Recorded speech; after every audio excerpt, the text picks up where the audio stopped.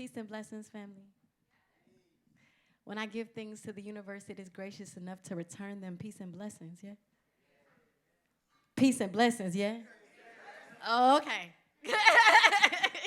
My name is Ebony Payne-English. I'm from Duval County, Florida. And I'm so honored to be here. I really enjoy Texas. I really enjoy Houston. Yeah, this is my third time in Houston. I just it's so nice here. I love it. And I just really, before I exchange with an audience, I make sure that we're on the same plane, right? So I do these affirmations. If you could humor me or repeat after me, I am whole and complete. I am divinely capable. Life is blessed by my presence. And I am present. And I am ready. And I am willing. Ashe. Okay. Weenie, weenie, mobile. Obatala mobile. Weenie, weenie, mobile.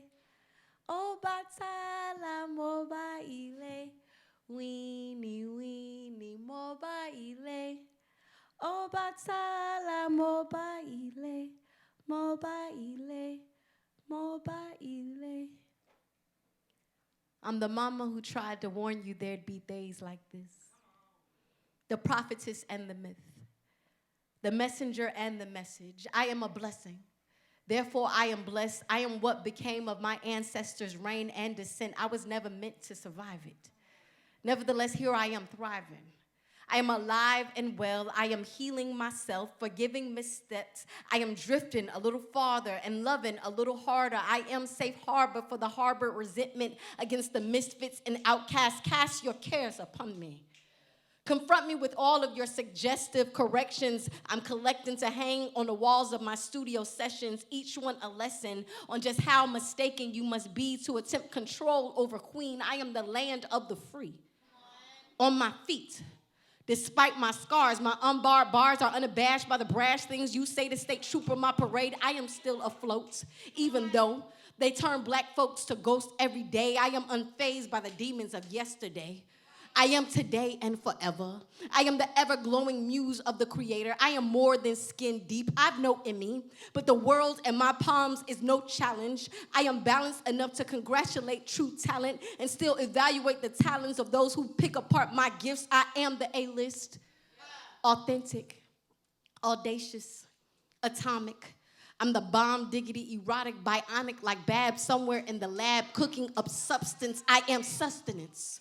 Feast your eyes upon me whole. I am the soul outside your window. I am chocolate-covered sunshine. I am divine intervention. I am mission accomplished. I am monument to the struggle. Still spined in my hustle. I am trouble. The good kind. I am the unkilled revolution. I am Fred Hampton's dying wish. I am the fish in the sea that stands alone amongst plenty. I am empty of tolerance for the fuckery and bullshit. I am a movement by myself. I am determined to make me better. I am the letter N Nico lent to the Arlington Expressway. I am Easter Sunday. I am rose and thorn. It's as though I were born with a purpose that's larger than life. I am fair fights. I am the caged bird's plight. I am a freedom song, awakening the memories of home.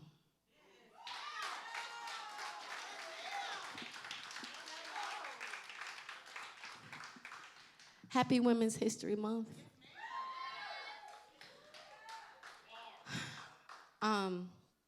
So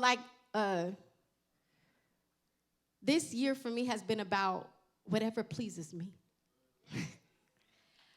It took me a long time to discover that place inside of me. I spent most of my life loving others more than I love myself. Even if I didn't say that, my actions showed that. And this has been really, really about whatever pleases me. That's where I'm at. That's what I'm going to do. That's what is leading me, whatever pleases me. So this poem, it's about, a nice guy who felt like that meant that he had the right to me. And the truth is, I am autonomous and sovereign over this body, over these emotions, over this heart space. And just because you are kind to me does not mean that I owe you anything.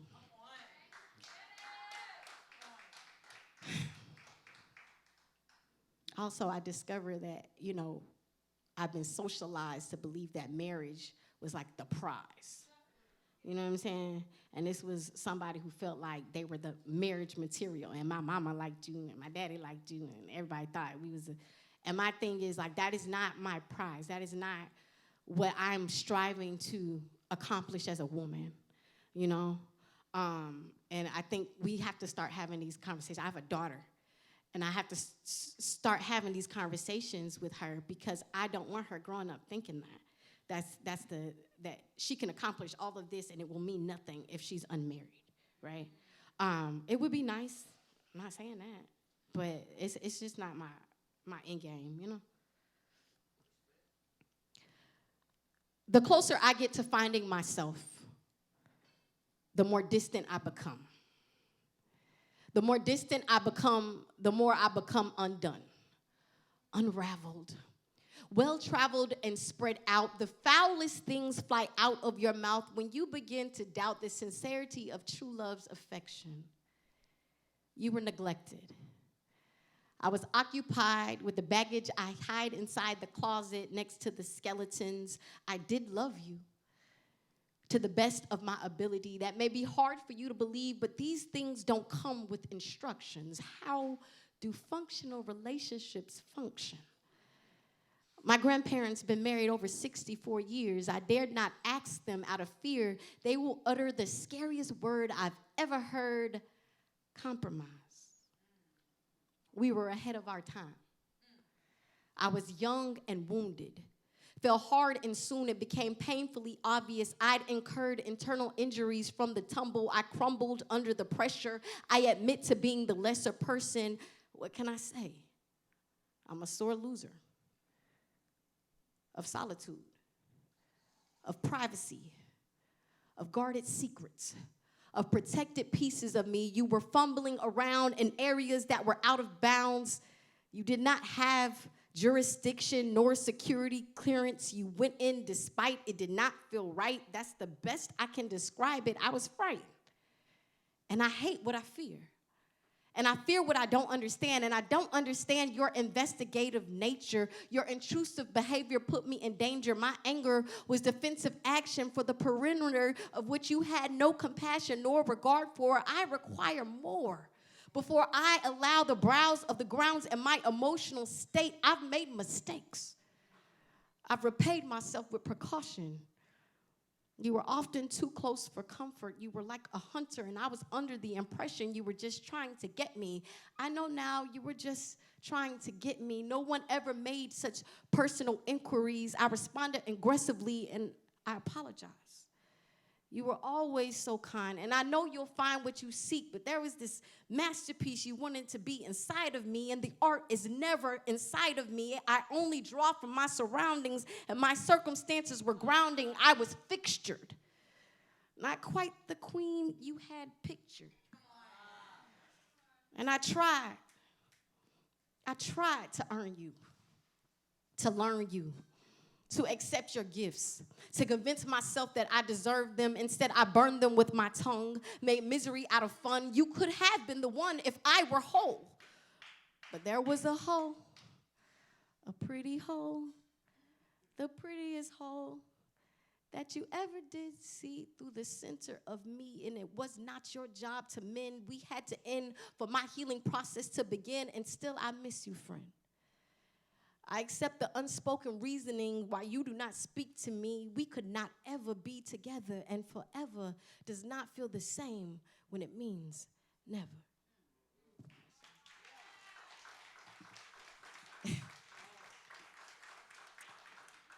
So my grandmother made quilts and collected quilts, and my great aunt made quilts and collected quilts. And so, like, me being in this space was very sacred for me tonight because actually, the day before, I have I have a mural, and I also have a mosaic that sits across from where the auction block was in Jacksonville. Me and Zora Neale Hurston sit there in its place now. And the day before they cut the ribbon on that, my grandmother passed away. And I feel like it's because she wanted to be there with me, because my people from Chicago. And so, you know what I'm saying? She got to be there with me as ancestor, big energy. You know what I'm saying? And so I get here, and it's a room full of quilts. You know what I'm saying? And I'm like, she wanted to be here with me, yo. She wanted to be here with me, you know? And so this is called Maddie's Piece. This is the poem I wrote in honor of my late grandmother. That I rose from mahogany rose's tongue with a jolly ease, the same way it did for me over 37 years ago.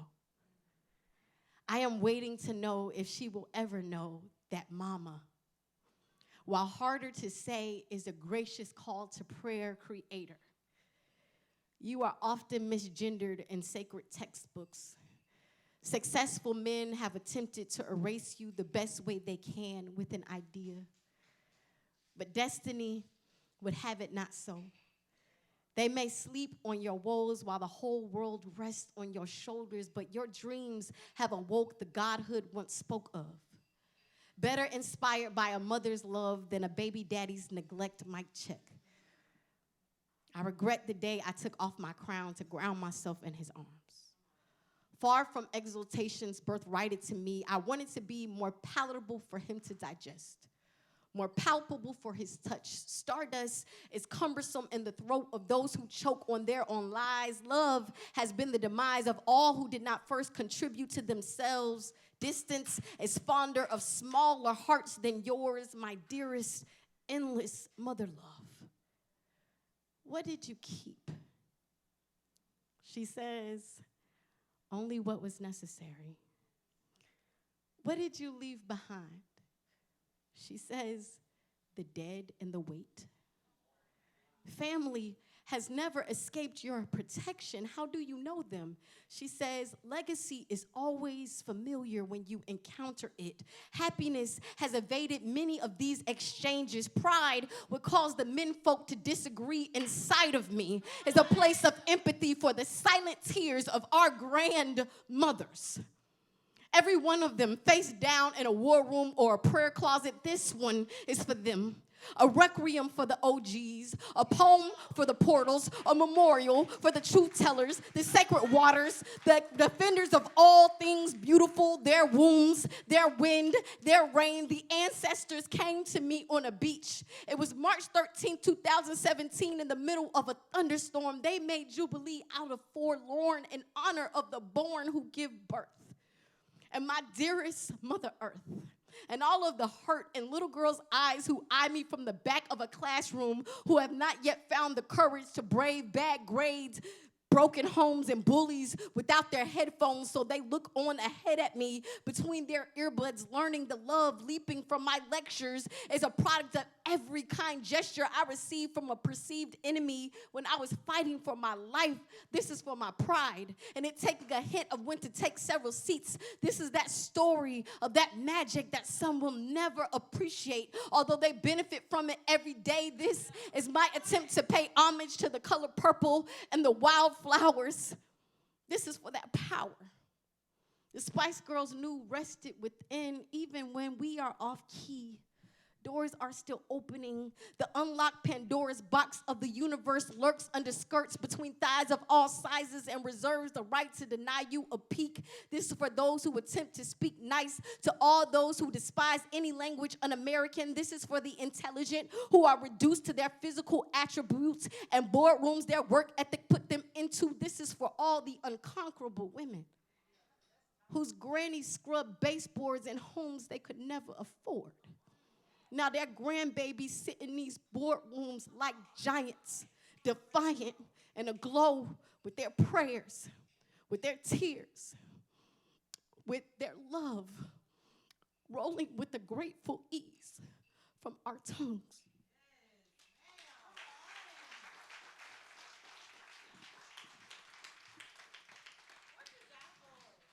I have one more piece for you. Y'all, my grandma loved red lipstick. I put on red lipstick tonight because I wasn't even like talking to her. I was just like, I think I'm gonna do red. Thank you, sis. And then I saw the quilts and I was like, oh, Granny, okay, lady, okay, lady, right? And the poem that was done before I got on stage was also for her too. My granny loved to brag about her good pussy, cause she was married over 64 years. 5 kids, clearly. You know what I'm saying? It's good. It's good. She was Maddie Bell. She was named after her mother. Maddie Bell was a junior. I fuck with her, man. Her mother was a poet. That's why I fuck with her so hard. You know what I'm saying? Because she read my shit. My mama had never read my shit. My grandma, I went to Chicago. She was like, baby, I read your book. I said, you did? She said, I did. Girl, it's good. I was like, Granny. She was like, my mother was a poet, Ebony. And so I just feel like legacy, you know? Like something to pass on. So this piece is called Worst Behavior. My favorite Drake song, DJ, is Worst Behavior. And I know he not from here, but I was like, what if he was? And I know he not Southern, but I was like, what if he was? And I know that he don't really give a fuck, but I was like, what if he did? And this is the poem I wrote.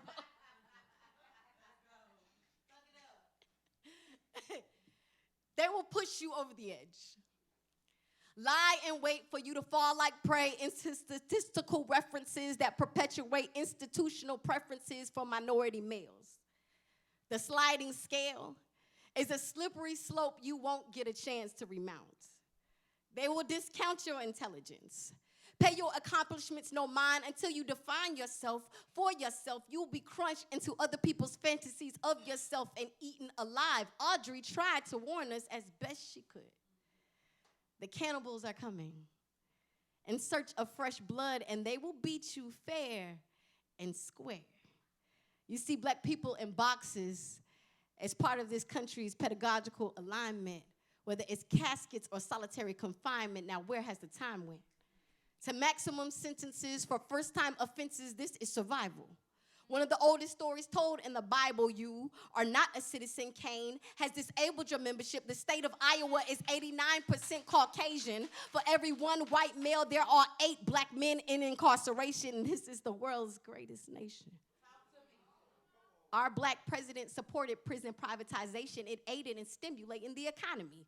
Done wonders for Wall Street. But they keep that on the hush as we walk around in designer earplugs beaten by Dre. Every derogatory word these rappers say is a paid advertisement for Prison Bunks Express. And at blind consumption, we seem to be the best. Still stressed, oppressed, and under duress. But guess what? Y'all supposed to say what? Master hasn't even changed the game up. Haven't even changed the name. Still using whips and chains to maintain my compliance. But I feel so defiant when I pull up clean as shit. Yeah. So I jig, boo. I jig.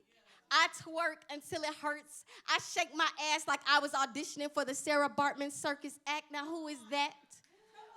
Questions best asked on Google. I live in a state where parent of murdered children still peacefully march for justice sake. But today, we gonna face some facts.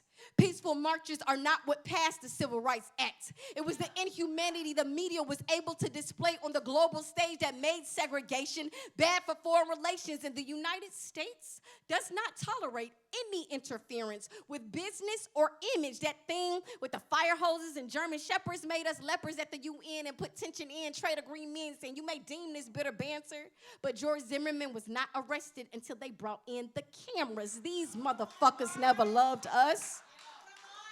Remember? They used to never want to hear us.